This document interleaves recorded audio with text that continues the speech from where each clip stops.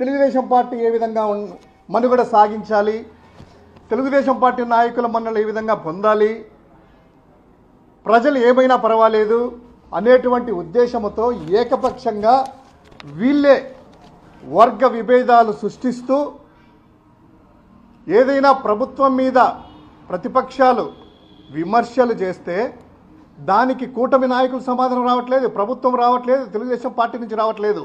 అందరికంటే ముందుగా వీళ్ళే ఉలిక్కిపడి ఈనాడు ఆంధ్రజ్యోతి పోటీ పడుతూ కథనాలు రాయడము, వాళ్ళే దానికి సమాధానాలు చెప్పడము, ఒక లేనివన్నీ కూడా సృష్టించి ఒక వార్తగా రాయడము, దాని మీద వాళ్ళే చర్చలు పెట్టడము, ఆ చర్చల మీద ప్రభుత్వాన్ని లేదా తెలుగుదేశం పార్టీ నాయకులు దానికి స్పందించేటట్లు చేయడము, ఆ స్పందించిన వెంటనే మళ్ళా సాయంత్రం డిబేట్లు పెట్టడము, మళ్ళీ నెక్స్ట్ డే కథనాలు రాయడము. సో ఎజెండా అంతా వీళ్ళే ఫిక్స్ చేస్తున్నారు. ఇక నియోజకవర్గ స్థాయిలో కూడా పొలిటికల్ గవర్నెన్స్ అంటే మేము చెప్పింది చంద్రబాబు గారు అధికారులతో అంతా కూడా చెప్తూ మేము చెప్పింది చేయండి అధికారులు, మీ నిర్ణయం కాదు మా నిర్ణయము, రాజకీయ నిర్ణయము, కేవలము తెలుగుదేశం పార్టీ వాళ్ళకే పనులు చేయండి, వైసీపీ వాళ్ళకి ఎవరికి చేయొద్దు, వైఎస్ఆర్ కాంగ్రెస్ పార్టీ నాయకుల మీద అక్రమ కేసులు పెట్టండి, వాళ్ళ తప్పు లేకున్నా వాళ్ళని శిక్షించండి, తప్పు లేకుండా జైల్లో వేయండి, మా వాళ్ళకే పథకాలు ఇవ్వండి అనేటువంటి ఉద్దేశంతో ఆయన మాట్లాడితే దాన్ని నియోజకవర్గ స్థాయిలోనూ కూడా అలానే చేస్తూనే వస్తుందంట. ఇంకా ఏం రాశారంటే అధికారులు, పాత అధికారులు ఇంకా కొనసాగిస్తున్నారంట. అంటే అధికారులు పాత కొత్త అధికారులు ఉంటారయ్యా, వైఎస్ఆర్ కాంగ్రెస్ పార్టీ అధికారులు, తెలుగుదేశం అధికారులు ఉంటారా? ప్రభుత్వ అధికారులు, ప్రభుత్వ ఉద్యోగులు, వాళ్ళని కూడా వీళ్ళే శాసిస్తూ ఏ ఐజీ పని చేయాలి, ఏ ఎస్పీని అరెస్ట్ చేయాలి, లేదా ఏ డిఐజీ అధికారిని అరెస్ట్ చేయాలి అనేటువంటి కథనాలంతా వీళ్ళే రాస్తూ ఒకరికి మించి ఒకరు పోటీ. ఆంధ్రజ్యోతి 4 అడుగులు ముందుకెళ్ళినట్టుంది. పాపం ఉలిక్కిపడి రామోజీ గారి అబ్బాయి నాకేం తక్కువ అని చెప్పి పోటీ పరుగుబంధం చేస్తూ ఉన్నట్లుంది.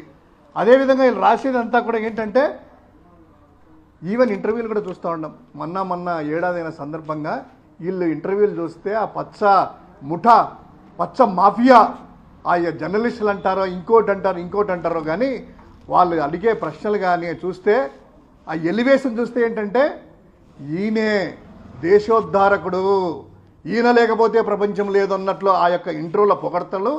తర్వాత ప్రశ్నలు కూడా ఎవరైనా కూడా ఏమడుగుతారయ్యా, ఏడాది సందర్భంగా ఏమైంది, ఏం చేశారు, గతంలో ఏంటని అడుగుతారు. అలా కాదు, జగన్మోహన్ రెడ్డి గారిని తిట్టించడానికి అడిగే ప్రశ్నలు. తర్వాత కోర్టు ట్రయల్స్ కూడా వీళ్ళే నిర్వర్తిస్తారు. పత్రికలో రాయడము, ట్రయల్ కోర్టు కూడా వీళ్ళే చేయడము, వీళ్ళే జడ్జిమెంట్ ఇవ్వడము, వీళ్ళే సర్వోన్నత న్యాయాధికారి అనేటువంటి ఫీలింగ్లో వీళ్ళు వెళ్ళిపోతూ ఉన్నారు. దాన్ని అచ్చేసి ఇదంతా రాయడము.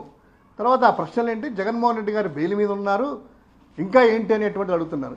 ఏ మనసు లేదా? చంద్రబాబు గారు బెయిల్ మీద లేదా? చంద్రబాబు గారు బెయిల్ మీద ఏ విధంగా ఉన్నారు? ఆయనకు ఆరోగ్యం బాగలేక బెయిల్ తెచ్చుకున్నారు. అడగచ్చు కదా, ఏమండి మీరు బెయిల్ మీద ఉన్నారు కదా, మీరు ఆరోగ్యం ఇప్పుడు బాగుంది కదా, ఏఐజీ వాళ్ళు సర్టిఫికేట్లు ఇచ్చారు కదా, మరోసారి ఆరోగ్య పరీక్షలు చేయించుకొని మీకు బెయిల్కి ఇంకా కొనసాగుతున్నారు, ఆరోగ్యం బాగలేదా, ఇంకా బాగలేదని ఇలాంటి క్వశ్చన్లు కదా అడగాల్సింది.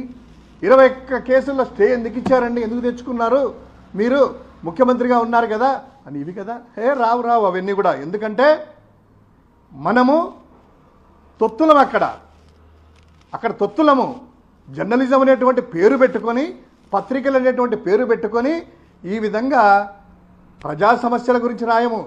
కేవలం జగన్మోహన్ రెడ్డి గారిని ఏ విధంగా అనగదొక్కేద్దాము, రాజకీయంగా ఏ విధంగా లేకుండా చేద్దాము, ఏ విధంగా చంద్రబాబును లేనివి చేయనిటివి చేసినటివి సృష్టించి ఆయన్ని అపరభగీరథుడిలాగా లేకపోతే ఏదో దేశోత్తరుడిలాగా ఏ విధంగా తీర్చిదిద్దాం జనంలో అనేటువంటిది ఆలోచన తప్ప ఇంకొకటి ఏం లేదు.